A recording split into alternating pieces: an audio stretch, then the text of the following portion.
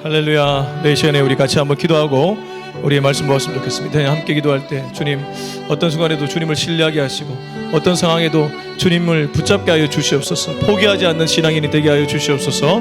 우리 같이 동성으로 기도하시겠습니다. 하나님 아버지, 언제나 주님 곁을 맴돌며 주님께 가까이 가는 우리가 될 수 있기를 원합니다. 주님, 아직도 어둠 속에 방황하는 이들이 얼마나 많이 있습니까? 저는 주님 만나 어둠이 끝났고 방황이 끝났지만 여전히 어둠 속에 방황하며 살아가는 이들을 볼 때마다 애가 타고 아버지 하나님 가슴이 미어질 때가 있습니다. 저들을 주님 품으로 돌려주시고 상황에 굴하지 않으며 포기하지 않는 신앙으로 끝까지 저들을 전도하기 위해 애쓰는 우리가 되게 하여 주시옵소서. 주님 아버지, 우리 주변을 보면 참 상황에 눌리고 또 포기하고 싶어하는 참 젊은이들이나 아버지 하나님 또 지인들이 있습니다. 그들이 어둠 속에 방황하는 모습을 볼 때마다 마음이 아프고 애가 탑니다. 주님은 오죽하시겠습니까? 주님, 저들의 영혼들을 주님께로 인도할 수 있도록 환경과 여건을 허락하여 주시고 지혜로운 말을 내뱉을 수 있도록 도와주셔서 저들의 영혼이 주님 만나 어둠이 끝, 방황이 끝나게 하여 주시옵소서. 예수님의 이름으로 기도합니다. 아멘. 하나님 말씀, 요한계시록 2장 12절에서 17절까지의 말씀입니다. 요한계시록 2장 12절에서 17절 우리 같이 읽도록 하겠습니다. 시작. 버가모 교회의 사자에게 편지하라. 좌우에 날선 검을 가지신 이가 이르시되 내가 어디에 사는지를 내가 아노니 거기는 사탄의 권자가 있는 데라. 내가 내 이름을 굳게 잡아서 내 충성된 증인 안디바가 너희 가운데 곧 사탄이 사는 곳에서 죽임을 당할 때에도 나를 믿는 믿음을 저버리지 아니하였도다. 그러나 내게 두어 가지 책망할 것이 있나니 거기 내게 발람의 교훈을 지키는 자들이 있도다. 발람이 발락을 가르쳐 이스라엘 자손 앞에 걸림돌을 놓아 우상의 제물을 먹게 하였고 또 행음하게 하였느니라. 이와 같이 내게도 니골라 당의 교훈을 지키는 자들이 있도다. 그러므로 회개하라. 그리하지 아니하면 내가 내게 속히 가서 내 입의 검으로 그들과 싸우리라. 귀 있는 자는 성령이 교회들에게 하시는 말씀을 들을지어다. 이기는 그에게는 내가 감추었던 만나를 주고 또 흰 돌을 줄 터인데 그 돌 위에 새 이름을 기록한 것이 있나니 받는 자밖에는 그 이름을 알 사람이 없느니라. 아멘. 여러분, 우리가 고난을 만나면 대부분 두 가지의 눈으로 해석하게 됩니다. 걸림돌이냐 디딤돌이냐. 우리가 신앙생활을 하면서 고난도 유익이다. 그래서 고난을 걸림돌이 아닌 디딤돌로 보는 경우가 많이 있지만 그런 생각보다 막상 고난의 한가운데 있으면 그렇지 않습니다. 아무래도 우리가 말은 들어 알지만 내 삶이 딱 되는 순간 오히려 고난 때문에 굉장히 힘들고 이게 빨리 지나갔으면 하는 바람이 들고 왜 하필 내게 이런 시간이 올까 이런 생각이 들 때가 있다는 것이죠. 자, 오늘 말씀은 이 디딤돌이냐 걸림돌이냐 이 두 가지의 눈으로 볼 수 있는 성경입니다. 지금 우리는 요한계시록 말씀 종말에 관련된 메시지를 보고 있는데 이 요한계시록 서두는 7교회에 쓴 편지였습니다. 7교회가 어떤 교회였습니까? 에스버드 사빌라, 에베소 서머나까지 우리가 지난번에 나누었습니다. 오늘은 버가모 교회입니다. 근데 서머나 교회는 칭찬만 있었지만 에베소 교회는 칭찬과 책망이 함께 있었습니다. 버가모 교회도 칭찬과 책망이 함께 나옵니다. 자, 말씀 보겠습니다. 우리 12절 13절을 같이 읽겠습니다. 시작. 버가모 교회의 사자에게 편지하라. 좌우에 날선 검을 가지신 이가 이르시되 내가 어디에 사는지를 내가 아노니 거기에는 사탄의 권자가 있는 데라. 내가 내 이름을 굳게 잡아서 내 충성된 증인 안디바가 너희 가운데 곧 사탄이 사는 곳에서 죽임을 당할 때에도 나를 믿는 믿음을 저버리지 아니하였도다. 여러분, 오늘 말씀을 읽기 전에 오늘 말씀을 우리가 제대로 해석하기 전에 한 가지를 염두에 두었으면 좋겠습니다. 항상 하나님의 이 7교회에 쓴 편지에 나오는 말씀 서두를 보면 각 교회마다 조금 다르게 예수님이 나오고 있습니다. 무슨 말이냐면 2장 1절에 보면 에베소 교회를 향해서는 하나님의 사자를 이렇게 표현하고 있습니다. 예수 그리스도를 이렇게 표현한 것이죠. 오른손에 있는 7뼈를 붙잡고 7 금촛대 사이를 거니시느니. 그러니까 예수님이 여기서는 7별, 곧 7 사자를 붙잡고 또한 7 금촛대를 거니시는 그러한 모습으로 기록되어 있습니다. 근데 서머나 교회를 가면 예수님의 모습이 좀 다르게 등장합니다.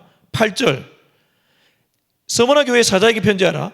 처음이며 마지막이요 죽었다가 살아나시니. 그러니까 서머나 교회에서는 예수님이 알파와 오메가, 죽었다가 살아나신 분으로 소개되고 있다는 것입니다.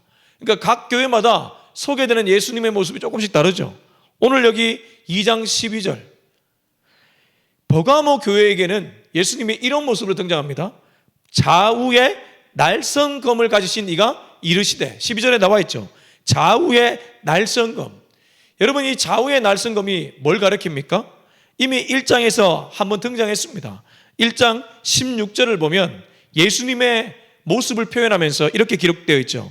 그의 오른손에 7별이 있고 그의 얼굴에, 그의 입에서 좌우의 날성검이 나오고. 그렇습니다. 여러분, 좌우의 날성검은 예수의 입에서 나오는 말씀을 가리키는 줄로 믿습니다. 그래서 우리가 하나님의 말씀은 운동력이 있어 좌우의 날성검과 같다, 우리의 영가운과 심령골수를 찔러 쪼갠다, 이렇게 표현하지 않습니까? 그러면 왜 버가모 교회에는 예수님이 좌우의 날성검을 강조하면서 나타나셨을까? 그들에게 말씀이 있기를 원했고 그들이 평생 말씀을 붙잡기를 원했다는 것입니다. 버가모 교회는 장점도 말씀을 붙잡은 부분이었고 단점도 바로 이 말씀을 놓쳤을 때 일어났다는 것입니다. 여러분, 신앙생활은 사실 끊임없이 말씀을 붙잡는 일인 줄로 믿습니다. 하나님의 말씀을 우리가 끊임없이 사랑하고 묵상하며 그 말씀대로 살아가기 위해 몸부림치는 것이 신앙생활이죠. 건강한 종말론은 말씀을 떠나지 않는다는 것이죠. 자, 13절. 네가 어디에 사는지를 내가 아노니 거기는 사탄의 건져가 있는 데라. 여러분, 버가모 교회만 그렇겠습니까? 우리가 살아가는 세상은 사실 공중권세, 사탄 마귀가 붙잡고 있는 세상 아닙니까? 그러니까 예수님도 그걸 너무나 잘 알고 계셨죠. 그래서 네가 어디에 있는가, 우리가 사는 세상이 어떤 곳인가를 좀 더 분명하게 알 수 있죠. 여러분, 사기꾼이 있는 것은 당연한 겁니다. 왜냐하면 세상은 원래 그런 곳이죠. 그래서 네가 어디에 사는지를 내가 아노니 거기는 사탄의 건져가 있는 데라. 이 사탄이 공중 권세를 잡고 건져 안에 있으면서 사람들을 요리조리 요리할 때 우리가 붙잡아야 될 것, 네가 내 이름을 굳게 잡았다. 여러분, 여기 내 이름이 누구입니까? 예수 그리스도의 이름이죠. 신앙은 처음부터까지 예수님을 고집하는 일인 줄로 믿습니다. 여러분, 이게 너무 단순하지만 이 단순함이 최고의 진리입니다. 예수님을 떠나면 제 아무리 봉사를 많이 하고 제 아무리 교회 생활 오래되어도 그 사람의 신앙은 헛것입니다. 오늘 내 안에 예수가 충만한 것이 가장 중요하다는 것이죠. 그리고 그것이 사탄을 이기는 방법이라는 것입니다. 영적 싸움에서 우리가 우리의 힘으로 어떻게 사탄을 이깁니까? 사탄은 광명한 천사의 얼굴을 하고 뱀의 지혜를 갖고 우리에게 다가옵니다. 뱀의 지혜가 얼마나 지혜로운 지혜입니까? 뱀은 여호와가 지으신 들짐승 중에 가장 강교하니라. 그게 히브리어 원어 그대로 보면 가장 지혜롭다는 표현이죠. 그러니까 우리는 사탄의 지혜, 사탄의 힘, 사탄의 능력을 이겨낼 수가 없습니다. 그러나 그분을 이기신 분이 있습니다. 바로 예수 그리스도죠. 그래서 우리가 이 사탄이 주장하고 있는 공중권세 잡은 이 세상에서 영적 싸움에서 이길 수 있는 유일한 비결은 예수의 이름을 붙잡는 일인 줄로 믿습니다.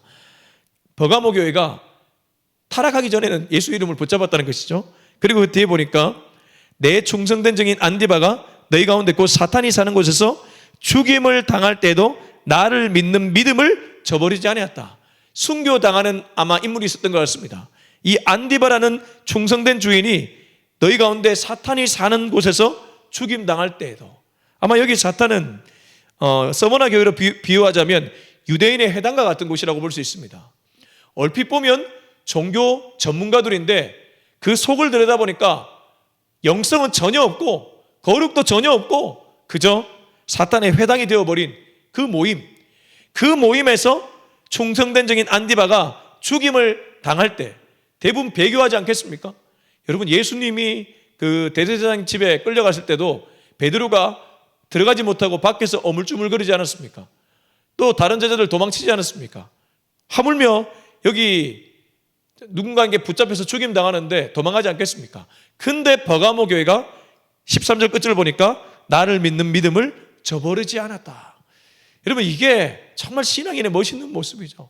목에 칼이 들어와도 정말 주님을 사랑하는 마음 끝까지 변치 않는 것. 여러분, 주님 앞에 이런 의리를 지킬 수 있기를 축복합니다. 버가모 교회는 그런 부분에서 칭찬을 들었다는 것입니다. 근데 이게 오래가지 않습니다. 신앙생활이라는 게 참 안타깝게도 교회를 다니다 보면 은혜를 굉장히 깊이 받을 때도 있지만 은혜가 점점 희석되고 떨어질 때가 있죠. 이때가 위기입니다. 이 위기를 극복할 수 있는 유일한 방법은 말씀으로 돌아가는 거죠. 근데 이 버가모 교회가 그러지를 못했습니다. 그래서 책망을 듣죠. 우리 14절부터 15절까지 한번 읽어보겠습니다. 시작. 그러나 내게 두어 가지 책망할 것이 있나니 거기 내게 발람의 교훈을 지키는 자들이 있도다. 발람이 발락을 가르쳐 이스라엘 자손 앞에 걸림돌을 놓아 우상의 제물을 먹게 하였고 또 행음하게 하였느니라. 이와 같이 내게도 니골라당의 교훈을 지키는 자들이 있도다. 여러분, 이게 무슨 말입니까? 14절은 책망이고 15절은 그나마 책망에서 벗어날 수 있는 방법에 대한 제시입니다. 14절에 보면 이들이 왜 책망을 받냐 하면 발람의 교훈을 지키는 자들이 있다. 이 발람의 교훈이 무엇입니까? 뒤에 보니까 발람이 발락을 가르쳐 이스라엘 자손 앞에 걸림돌을 놓아 우상의 제물을 먹게 하였다. 잘못된 종교 지도자들의 가르침에 넘어가서 우상인데 그 우상을 제대로 알아보지도 못하고 우상을 먹게 만드는 일, 바로 그게 발람의 교훈이죠. 다르게 말해 이 버가모 교회가 정말 하나님의 말씀, 예수님께 붙잡힌 것이 아니라 말씀이 아닌 말씀 비슷한 것, 예수가 아닌 예수 비슷한 것. 이 말이 어렵지만 여러분, 이거 가만히 생각해 보면 우리가 종종 속을 수 있는 일입니다. 교회 주인 누구입니까? 예수님입니다. 교회의 머리 누구입니까? 예수님입니다. 교회는 주인도 예수님이고 머리도 예수님입니다. 그런데 잘 보면 예수님보다 유명 인기 스타 같은 사람들을 좋아하는 성도들을 볼 때가 있습니다. 또 교회 네임밸류에 빠져 있는 경우를 볼 때가 있습니다. 그게 발람의 교훈과 다를 바가 뭐가 있습니까? 발람이 발락을 가르쳐서 이스라엘 자손 앞에 걸림돌을 딱 놓고 우상의 제물을 먹게 한 것과 뭐가 다르냐 이 말입니다. 우리 눈앞에 나도 모르게 생기는 걸림돌들이 있습니다. 여러분, 이 걸림돌을 잘 보고 걸림돌을 넘어갈 수 있기를 축복합니다. 걸림돌조차 디딤돌로 만들 수 있는 영성이 우리 안에 있기를 축복합니다. 그러려면 어떻게 될까요? 그게 바로 15절부터 17절에 나와 있습니다. 우선 15절에 보니까 니게도 니골라당의 교훈을 지키는 자들이 있다고 하는데, 니골라당의 교훈이 어떤 거였습니까? 니골라당의 교훈은 도덕 폐기론자, 율법 폐기론자, 구원받았으니 마음대로 살아야 된다, 그걸 그대로 따르는 사람들이 있었다는 것입니다. 그럼 거꾸로 말해 그걸 그대로 따르지 않고 주님 말씀으로 돌아가면 회복될 수 있다는 것이죠. 자, 우리 16절 17절 읽어보겠습니다. 시작. 그러므로 회개하라. 그리하지 아니하면 내가 내게 속히 가서 내 입의 검으로 그들과 싸우리라. 기 있는 자는 성령이 교회들에게 하시는 말씀을 들을지어다. 이기는 그에게는 내가 감추었던 만나를 주고 또 흰 돌을 줄 터인데 그 돌 위에 새 이름을 기록한 것이 있나니 받는 자밖에는 그 이름을 알 사람이 없느니라. 여러분, 여기 16절 17절 가장 중요한 구절 하나만 꼽으라면 저는 회개와 기라고 생각합니다. 회개와 기가 가장 중요한 구절입니다. 회개가 무엇입니까? 쉽게 말해 운전하다가 유턴하는 것입니다. 여러분, 길을 잘못 들을 때 고집 부리고 끝까지 가다 보면 영영 목적지에 도착하지 못할 수가 있습니다. 돌아가는 것 같지만 유턴하면 원래대로 돌아갈 수 있습니다. 지금 이들이 잘못된 방향을 잡았습니다. 이 잘못된 방향으로 열심을 내면 낼수록 하나님이 원하시는 목적지가 아니라 엉뚱한 목적지를 향해 가게 되었다는 것이죠. 그래서 돌아오라고, 돌이키라고, 유턴하라고 주님이 말하고 있습니다. 그러므로 회개하라.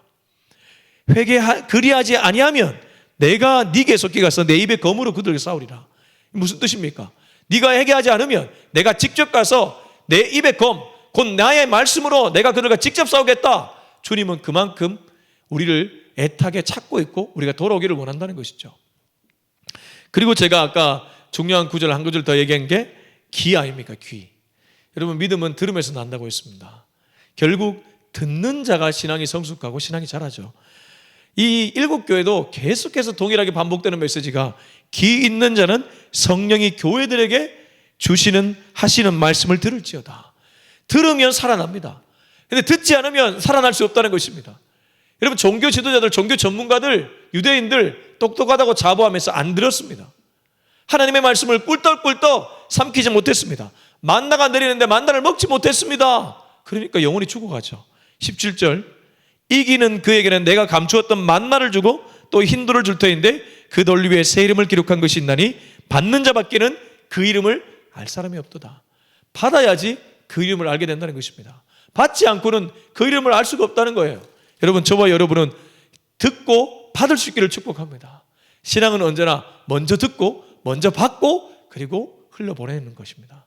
내 안에 있어야 누군가에게 전달할 수 있겠죠. 오늘도 예수의 말씀, 예수님의 음성, 이 음성이 내 안에 충만할 수 있기를 축복합니다. 그게 흘러넘치면 자연스럽게 나도 살고 남도 살리게 되기 때문입니다. 그리고 그렇게 되면 고난이 찾아왔을 때 걸림돌이 아니라 자연스럽게 디딤돌로 보게 될 줄 믿습니다. 저와 여러분은 걸림돌 신앙인이 아니라 디딤돌 신앙인이 될 수 있기를 주 예수의 이름으로 축원합니다. 우리 같이 기도하시겠습니다. 이 시간 기도할 때 주님, 오늘 버가모 교회에 쓴 이 편지를 보면서 어떤 길을 갈아야 될지 분명하게 알게 되었습니다. 디딤돌 신앙인으로 거듭나게 하여 주시옵소서. 우리 같이 동성으로 기도하시겠습니다. 아버지 하나님, 오늘도 걸림돌 신앙인이 아니라 디딤돌 신앙인이 될 수 있기를 원합니다. 정말 주님이 기뻐하는 양과 같은 신앙인이 되기를 원합니다. 아버지 하나님, 연한 순과 같고 순한 양과 같아서 주님이 이끄시는 대로 끌림을 받을 수 있는 내가 되게 하여 주시고 주님이 인도하신 대로 따라가는 제가 되게 하여 주시옵소서.